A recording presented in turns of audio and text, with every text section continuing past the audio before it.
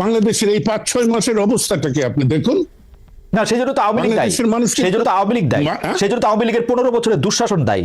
প্রতিষ্ঠানগুলিকে ধ্বংস করা হয়েছে, পুলিশ, সেটা বলছি, পুলিশ, আমলাতন্ত্র। আমি তো স্বীকার, হ্যাঁ, কিন্তু নেতৃত্ব যিনি আসছেন ডক্টর ইউনূস তো নেতৃত্ব দিতে পারছেন না। শেখ হাসিনা কি নেতৃত্ব দিতে পেরেছেন জনাব সিদ্দিকী? আপনি কি আমাদের বলবেন শেখ হাসিনা তো লুটপাট ছাড়া আর কি নেতৃত্ব দিয়েছেন? আপনি আমাদের বলেন। আমি তো বলি নাই যে শেখ হাসিনা ভালো কিছু করেছেন, আপনি কিন্তু শেখ হাসিনা দেশটাকে একটা স্থিতিশীল অবস্থায় রেখেছিলেন, সকল কায়েমি স্বার্থবাদীদেরকে সুবিধা বন্টন করে একটা ব্যবস্থা রেখেছিলেন। এইখানেই তো আমার প্রশ্ন, যে 5ই আগস্টকে যারা বলেন বিপ্লব অভ্যুত্থান, আমি বলি না, এটা বিস্ফোরণ।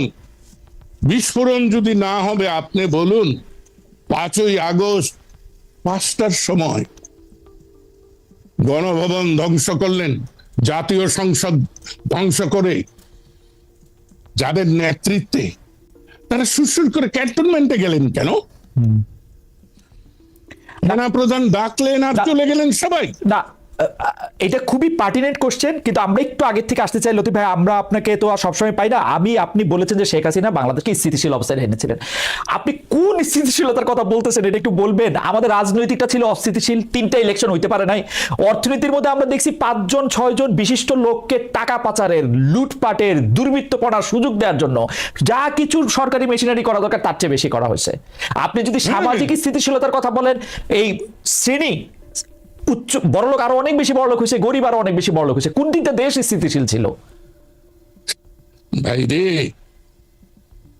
আপনি তো বলছেন, আমরা তো, আমি যদি বলি দুইটা সামরিক শাসন, এটার দুটি সামরিক শাসন যদি না আসতো, একটা গণতান্ত্রিক পরিবেশ যদি বিরাজ করত, 75-এ যদি জাতি রাষ্ট্রের পিতা বঙ্গবন্ধু শেখ মুজিবুর রহমানকে হত্যা করা না হতো, তাহলে আজকের অবস্থা সৃষ্টি হতো কিনা তাতে আমার সন্দেহ আছে। তাই শেখ হাসিনা তো বাতিল মাল, সে গণদুশ্মন, এতে আমার কোনো কথা বলতে লজ্জা নাই, এবং তার সঙ্গে কাজ করেছি সেজন্য আমি অনুতপ্ত অবশ্যই। কিন্তু আমি ইতিহাস তো অস্বীকার করবো না, আমি ইতিহাসকে বিকৃত করব না। অনেকেই তো আওয়ামী লীগ করেছেন। জি, হ্যাঁ, জি, আওয়ামী লীগের মতো দল। আচ্ছা, আমি একটা অন্য প্রশ্ন করি লতিফ ভাই। আওয়ামী লীগের মতো একটা দল যে এখন মুখ দেখাইতে পারতেছে না, আওয়ামী লীগ যারা সর্বশেষ করছে, আপনি বিশ্বাস করবেন না, আমি যারা বিদেশেও রয়েছে তাদের কাছে বারবার বলতেছে আপনারা এসে আপনাদের কথা বলেন, তারা এইখানেও মুখ দেখাইতে পারতেছে না, যে এটা একটা ভালো জায়গা ছাড়া দেশে তো দূরে থাক। এই অবস্থাটা কি আপনি ভাবছিলেন যে এরকম হইতে পারে? আপনি ওই যে আবার বলি, আপনার বাজেট বক্তৃতা, রাইট? না, বাজেট বক্তৃতা না, 16 সালে যখন আমি পদত্যাগ করি সেই বক্তৃতাটা তো আমি এই কথা বলেছিলাম। আমি ওই প্যাট্রিয়ট কবিতা হোয়াটসঅ্যাপে, রাইট, সেই কবিতাটা আমি ভালো করে ধারণ করি জীবনে। তাই বিজয়ী বীর দেশপ্রেমিক ফুলের মালা নিয়ে আসে, যদি ব্যর্থ হয়, জনস্বার্থ বিরোধী কাজে লিপ্ত হয়, তাহলে জুতার মালা দিয়ে যেতে হয়, রাইট।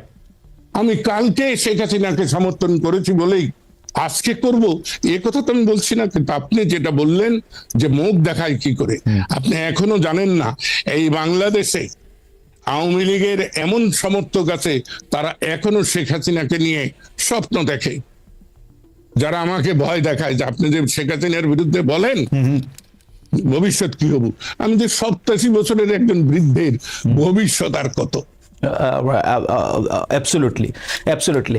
আচ্ছা, জনাব লতিফ সিদ্দিকী, আপনি দীর্ঘকাল ধরে শেখ পরিবারকে জানেন, চেনেন, আপনার সাথে আওয়ামী লীগেরও একটা নিবিড় সম্পর্ক রয়েছে। আপনি আমাকে বলেন তো, যেই লিডার কোনো রকম কোনো আগের থেকে পরের থেকে কিছু না বলে দেশের তার যারা সাপোর্টার তাদেরকে বিপদে ফেলে, শুধুমাত্র উনি যাদেরকে তাদের পরিবারের অংশ মনে করেন তাদেরকে হিন্ট দিয়ে, শেখ তাপসকে আগে চলে যেতে বলছেন, তার আত্মীয় স্বজন আগে চলে যেতে বলছেন, শেখ রেহানার বিয়ার আগে চলে গেছেন, উনি চলে গেছেন, তাকে নিয়ে আর মানে ভাবনাটা কি, আর মানে এটা কারণটা কি?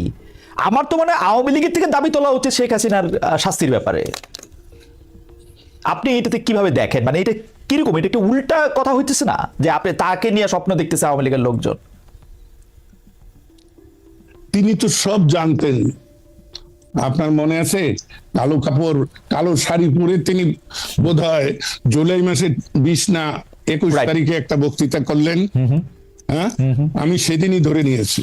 আর আরো একটা কথা বলি, পাকিস্তানে বলুন আর বাংলাদেশে বলুন, যতবার জরুরি আইন জারি হয়েছে তখনই দেখা গেছে সরকারের পতন হয়েছে।